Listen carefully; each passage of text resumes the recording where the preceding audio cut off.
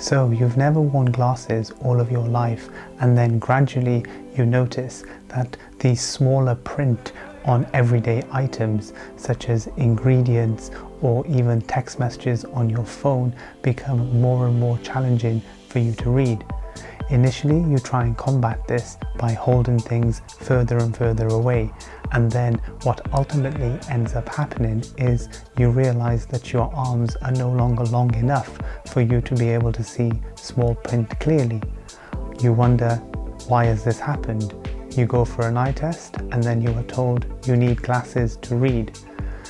This happens to basically everybody in life at different points in their lives, and it's a condition called presbyopia, which I will explain in today's video. In addition to describing what presbyopia is, I will also outline various treatment options in order to help you to see clearly again.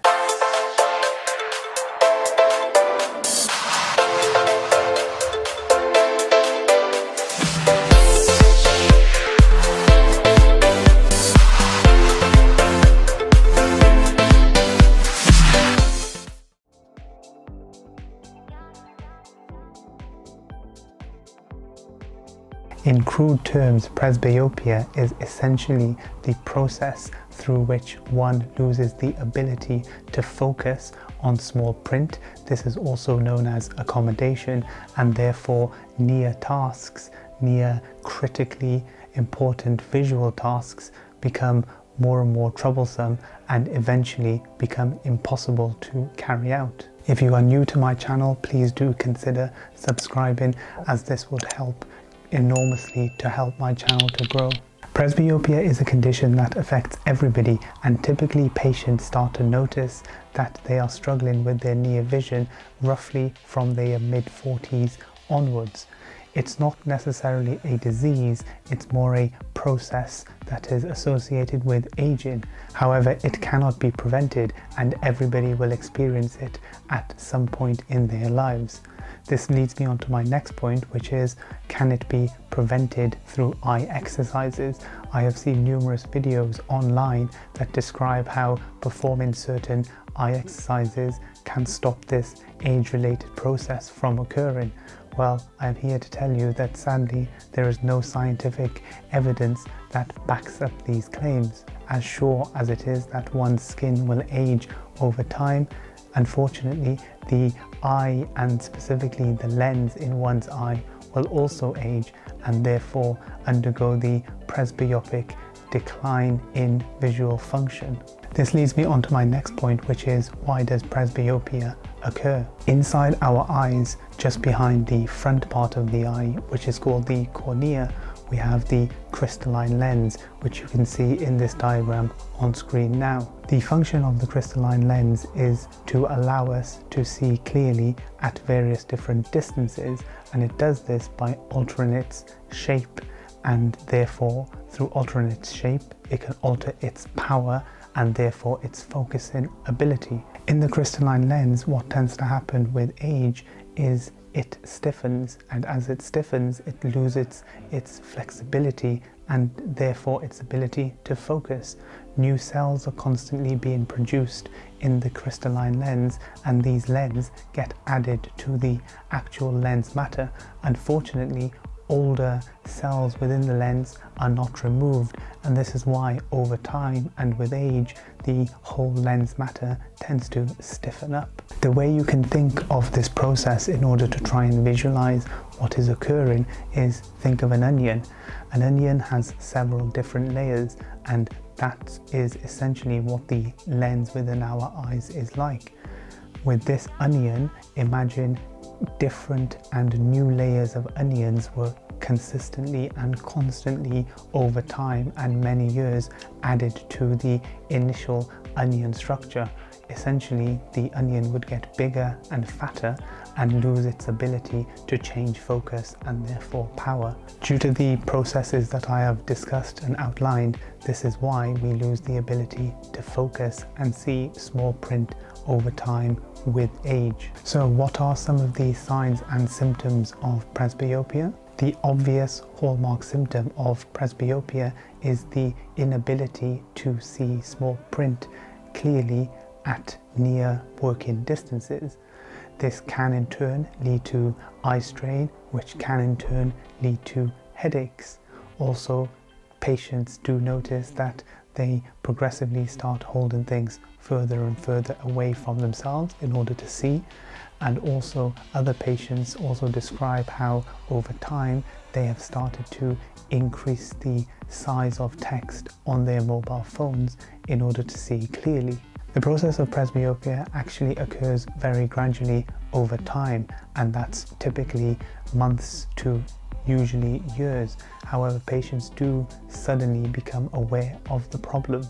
Interestingly, when the pupil of our eyes is small or moderate in size, this actually helps us to focus a bit more clearly for close tasks. Therefore, when we are in the dark and our pupil gets bigger so that more light can get into our eyes, we lose what is known as depth of focus, which is crucial for us to be able to see clearly close up. So patients with presbyopic symptoms can also describe that their vision is poorer at night.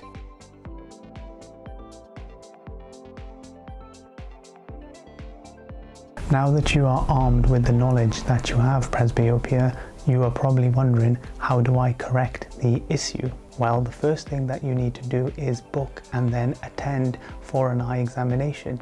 During this eye examination, as well as establishing whether you do or do not need glasses and what strength of glasses that you need, the eye care professional will carry out a comprehensive eye examination to ensure that there is nothing underlying going on with respect to your eye health that may be contributing to, if not causing, your difficulty with seeing. The simplest option that exists for correcting difficulty with seeing at close-up distances is simple reading glasses. Through close dialogue with yourself, your eye care professional will establish all of your visual needs at close-up working distances. It is only then that your eye care professional can prescribe for you the optimal spectacles for close-up vision. It is also important to appreciate that these glasses that will potentially be prescribed for you in order to be able to see clearly for close-up tasks such as reading or writing, will only enable you to see clearly at that specified distance. Therefore, if you were to use your reading glasses to try and look at something in the distance, for example the television, things would be blurry. This is why typically you find patients with glasses perched on the end of their noses, such as this, so that they can look over the top of their spectacles and see clearly. Another option that exists for correcting presbyopia is bifocals. So if patients already wear glasses in order to help them to see clearly in the distance, and they now require an additional correction for close-up in order to, for example, read, they can get bifocals. Bifocals are essentially glasses with usually a button of some sort incorporated within the spectacle lenses, and when one looks through that particular portion of the spectacle lenses, they will be able to see clearly at close-up. This has the obvious advantage that instead of needing two pairs of spectacles and constantly chopping and changing between distance and reading glasses, one can simply utilize one pair of spectacles. However, there is also another possibly more practical alternative to bifocals, and they are called varifocals. Varifocals, again, I have depicted on screen now, and what you can see with these spectacles is that they have a distance portion, they have an intermediate portion, and they have a reading portion through which one can look in order to see clearly at all of these distances. The intermediate portion has the obvious advantage of helping one to see well at those intermediate working distances, typically where one would be utilizing a computer screen. So not in the distance, not quite within arm's length, but just beyond arm's length typically. Or there may be some form of overlap between near working tasks and intermediate working tasks, and this is where varifocals are very practical and allow one to function at different distances almost simultaneously. The other advantage of varifocals is that the specific portions within the spectacle lenses are invisible. So some patients do find that they become very self-conscious of people being aware of the fact that they are wearing bifocals with a visible line or button, and therefore they prefer having varifocals. Varifocals are, however, expensive relative to bifocals, and depending on the product that one selects to fulfill their visual needs, varifocals can actually be very expensive. So thus far I have discussed spectacle correction for presbyopia. The option of actually wearing contact lenses to correct presbyopia is also a perfectly viable option. In yesteryear, patients would typically have one eye corrected in order to see clearly in the distance, for example, and then the second eye corrected in order to see clearly at near, and then the brain, when one would look at an object at either distance, would put together the two images from the two eyes and enable clear vision at all distances.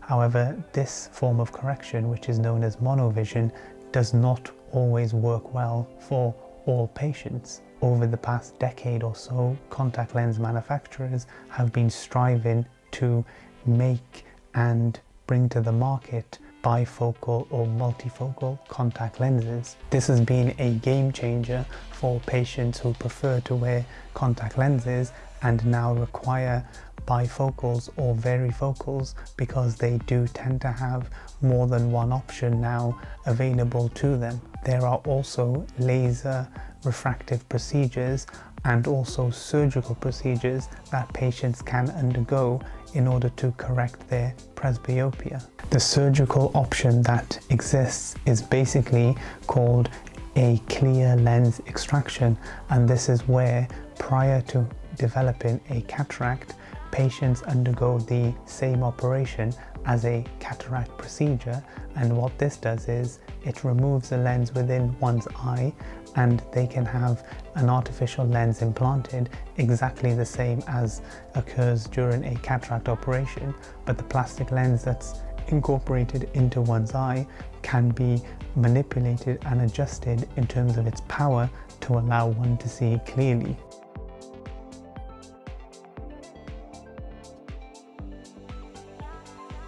Thank you for taking your valuable time to listen to me today. I hope you've learned a bit about what presbyopia is and the various options that are available in order to correct it. What I would say is it's fundamentally important to attend for an eye examination in order for your eye care professional to fully understand and appreciate, and therefore inform you about the state of your eye health, exactly why you need spectacle correction for near. Is it simply an age-related decline in lens function, i.e. presbyopia, or in addition to this, is there something else that is underlying why your vision has been declining? They can thereafter advise you appropriately on the best management for you.